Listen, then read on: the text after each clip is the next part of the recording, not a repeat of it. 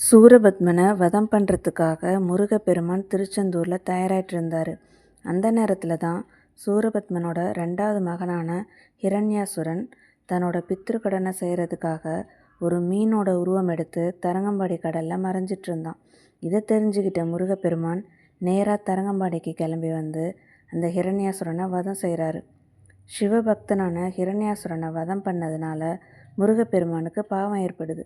அந்த பாவத்திலிருந்து தன்னை விடுவிச்சுக்கிறதுக்காக தரங்கம்பாடிக்கு பக்கத்தில் இருக்கிற ஒரு சிவன் கோயிலுக்கு முருகப்பெருமான் வந்து அங்கே உள்ள குராமரத்துக்கு கீழே உட்காந்து தவம் பண்ணுறாரு. சிவனும் அவருக்கு காட்சி கொடுத்து முருகனுக்கு அருள் புரிகிறாரு.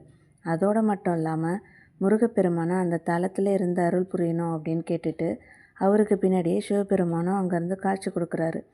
ஹிரண்யாசுரனை கொன்ற பாவம் கழிந்த தலம் அப்படிங்கிறதுனால இந்த தலத்திற்கு விடைக்கழி அப்படின்னு பேர் வந்ததாக சொல்லப்படுது. நிறைய பேருக்கு இந்த தலத்திற்கு வந்து வாழ்க்கையில் திருப்பம் ஏற்பட்டதுனால இந்த தலத்தில் இருக்கிற முருகன் திருப்பம் தரும் திருவிடைக்கழி முருகன் அப்படின்ற அடைமொழியோடு சொல்லப்படுறாரு.